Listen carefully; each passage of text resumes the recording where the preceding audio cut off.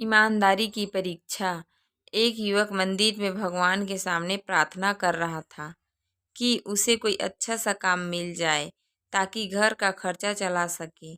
एक धनी व्यक्ति का बटुआ बाजार में गिर गया। उसे घर पहुंचकर इस बात का पता चला। बटुए में जरूरी कागजों के अलावा कई हजार रुपए भी थे। फौरन ही वो मंदिर गया और प्रार्थना करने लगा कि बटुआ मिलने पर प्रसाद चढ़ाऊंगा, गरीबों को भोजन कराऊंगा आदि। संयोग से वो बटुआ एक बेरोजगार युवक को मिला। बटुए पर उसके मालिक का नाम लिखा था, इसलिए उस युवक ने सेठ के घर पहुंचकर बटुआ उन्हें दे दिया। सेठ ने तुरंत बटुआ खोलकर देखा। उसमें सभी कागजात और रुपया यथावत थे। सेठ ने प्रसन्न होकर युवक की ईमानदारी की प्रशंसा की और उसे बतौर इनाम कुछ रुपए देना चाहे, जिन्हें लेने से युवक ने मना कर दिया। इस पर सेठ ने कहा, अच्छा कल फिर आना। युवक दूसरे दिन आया तो सेठ ने उसकी खूब खातिरदारी की। युवक चला गया। युवक के जाने के बाद सेठ अपनी इस चतुराई पर बहुत प्रसन्न था कि वह तो उस युवक को 100 रुपये देना चाहता था, पर युवक बिना कुछ लिए सिर्फ खा पी कर ही चला गया।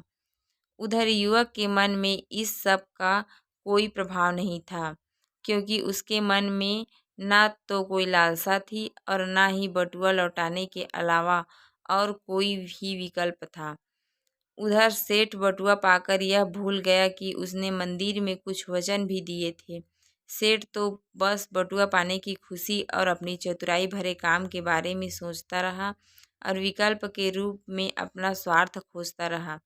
कुछ दिन बाद सेठ ने अपनी इस चतुराई का अपने मुनीम और सेठानी से सभी घटनाओं का जिक्र करते हुए कहा कि देखो वह युवक कितना मूर्ख निकला, हजारों का माल बिना कुछ लिए ही दे गया। तब सेठानी ने कुछ देर मौन रहने पर कहा, तुम उल्टा सोच रहे हो। जैसे ही आपने ईश्वर से प्रार्थना की तभी आपका बटुआ उस युवक को मिल गया ताकि आप अपने वचन को निभा सको। यानी ईश्वर ने दोनों की ईमानदारी को परखा, जिसमें वो युवक तो खरा उतरा पर आपने अभी तक अपना वचन नहीं निभाया। वह युवक ईमानदार था, उसके पास तुम्हारा बटुआ लौटाने के अलावा और कोई विकल्प नहीं था। उसने बिना खोले ही बटुआ लौटा दिया। वह चाहता तो सब कुछ अपने पास ही रख लेता। तुम क्या करते? ईश्वर ने दोनों की परीक्षा ली। वो पास हो गया, तुम फेल। अवसर स्वयं तुम्हारे पास चलकर आया था, तुमने लालच के वश उसे लौटा दिया। अब अपनी गलती को सुधारो और जाओ उसे खोजो। उसके पास ईमानदारी की पूंजी है जो तुम्हारे पास नहीं है, उसे काम पर रख लो। सेठ तुरंत ही अपने कर्मचारियों के साथ उस युवक की तलाश में निकल पड़ा। कुछ दिनों बाद वह युवक किसी और सेठ के यहाँ काम करता मिला। सेठ ने युवक की बहुत प्रशंसा की और बटुए वाली घटना सुनाई तो उस सेठ ने बताया, उस दिन इसने मेरे सामने ही बटुआ उठाया था। मैं तभी अपने गार्ड को लेकर उसके पीछे गया। देखा कि यह तुम्हारे घर जा रहा है। तुम्हारे दरवाजे पर खड़े होकर मैंने सब कुछ देखा व सुना और फिर इसकी ईमानदारी से प्रभावित होकर इसे अपने यहाँ मुनीम रख लिया। इसकी ईमानदारी से मैं पूरी तरह निश्चित हूँ। बटुए वाला सेठ खाली हाथ लौट आया। पहले उसके पास कई विकल्प थे। उसने निर्णय लेने में देरी की। उसने एक विश्वास पात्र खो दिया। युवक के पास अपने सिद्धांत पर अटल रहने का नैतिक बल था।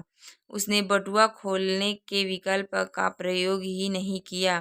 युवक को ईमानदारी का पुरस्कार मिल गया।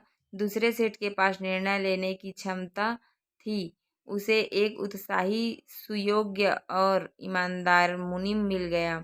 हमें सीख यह मिलता है कि दोस्तों, ईश्वर हर किसी को अपनी ईमानदारी और इंसानियत को साबित करने के मौके देता है।